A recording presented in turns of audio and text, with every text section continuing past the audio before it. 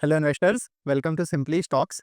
The IT sector is currently going through a downturn. You will notice that LTI Mindtree, Infosys, HCL, all of them have sales growth of less than 10% right now.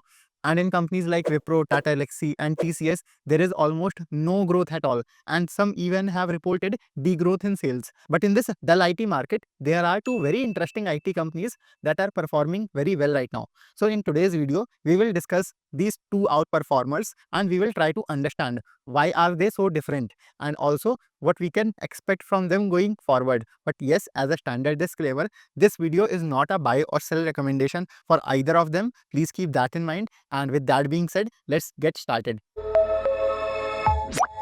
The first IT business we will study is AurionPro Solutions. AurionPro provides IT services in lending, banking, and transit solutions, which is your metro and bus travel. What is interesting about AurionPro is that unlike most other IT businesses, where the majority of revenue or sales come from the USA, Canada, and Europe, here it is the exact opposite. In this screenshot, you will see that almost 60% of AurionPro sales come from India itself. Then around 25% share comes from APAC region, which includes Australia, Indonesia, Malaysia, Thailand, and Vietnam. And the USA and Europe together contribute just 13%. So this is one point that makes AurionPro very different from other IT companies. If we look segment-wise, banking and fintech is their largest business segment. Its contribution is 55 to 60%. Then transit solutions and cloud services, which they call the technology innovation group, together contribute 40 to 45%. Talking about their customers, for example, SBI is their client. Similarly, in transit solutions, Noida Metro, Chennai Metro are their customers. Now let us understand their offerings in more detail. So they provide transaction-related IT services. This includes internet banking. It also includes payments and forex services. Apart from this, they also have a lending suite or package through which they provide IT services related to loan disbursement to banks and other finance companies. And finally, if we talk about their transit solution segment, if you have ever traveled by metro, you would know these entry-exit gates. They handle the technology behind them. Similarly, they provide services for route management, fare collection in metro. Plus, nowadays, even buses have started using such automated systems. So they provide their services as well.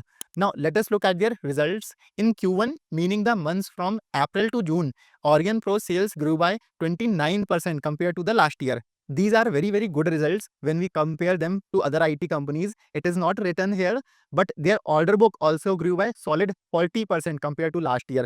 Last year, they had an order book of around 1000 crore rupees, which has increased to 1450 crore rupees right now. But here you will see that EBITDA margin fell by around 1%. Similarly, net profit margin also saw a decline of 2%. Net profit margin came down from 17% to 15%. That's why you will notice that although sales growth is 29%, but profit growth is just 14%. And the reason behind this is that they have recently acquired a company in Paris. So this will put pressure on margins in the short term. And recently they have also spent on expanding their sales team and have hired engineers in tech too. Because of that also margins are down. But overall, these are very, very good numbers for this year, meaning for FY26, they have guided for 20 to 22% EBITDA margin and 15 to 16% net profit margin. Apart from this, their target is to grow their sales by 30% this year.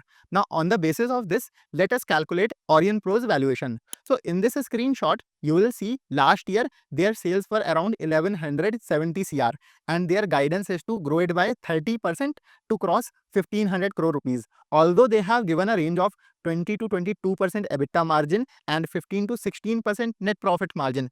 For our analysis, we will stay conservative. We will assume 20% EBITDA and 15% net profit margin. In that case, their estimated profit for this year comes to about 230 crore rupees, which will be a 20 to 22% growth compared to the last year. So although AurionPro is currently trading at a PE of 36 to 37, on the basis of this year's estimated profit, their 1 year forward PE ratio comes to 30 to 31. This is a very good valuation for a business that is growing at 30% rate, especially when the whole sector is in downturn. And then from FY27, meaning next year onwards, there will be also a scope for margin expansion. So AurionPro is a good, fast-growing IT business which you can study further on your own.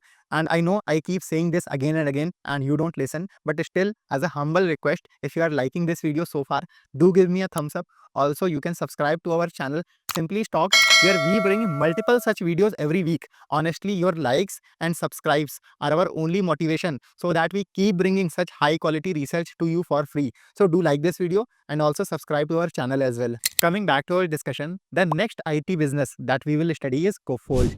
If we talk about their geographical presence, around 54 to 55% of their sales come from USA, Canada, and other parts of the Americas. Then 35% contribution is from Europe, the Middle East, and Africa.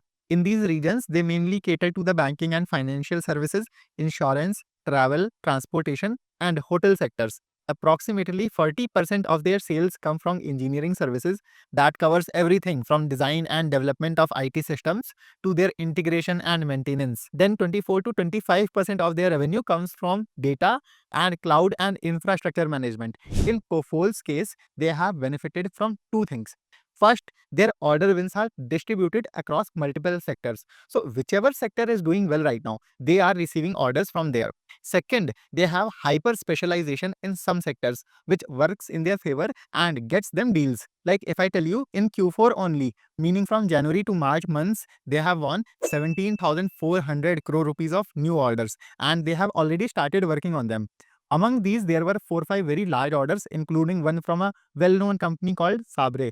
You can look at it this way, that is in FY25, meaning last year, their sales were only 12,050 crore rupees approx. So this huge order intake of 17,400 crore gives them a very good visibility for the future. Similarly, in Q1, that is from April to June months, they again won 4,200 crore rupees worth of new orders. So because of these back-to-back new orders, Coforge's order book has grown around 47% compared to the last year. Their management has set a target to do $2 billion in sales over the next 2 years, that is around 16,700 crore rupees, which works out to a CAGR of nearly 18% per annum. But you can see for yourself how quickly their order book is growing. So I expect that they will be able to easily deliver sales growth of 18 to 20% or more. And their management also seems very confident about it. If you listen to their conference call, you will get a sense that their management is very bullish with respect to growth right now. For example, last year, their sales growth was 34%. If we look at Q1 numbers, their sales grew by 56 to 57% compared to the last year.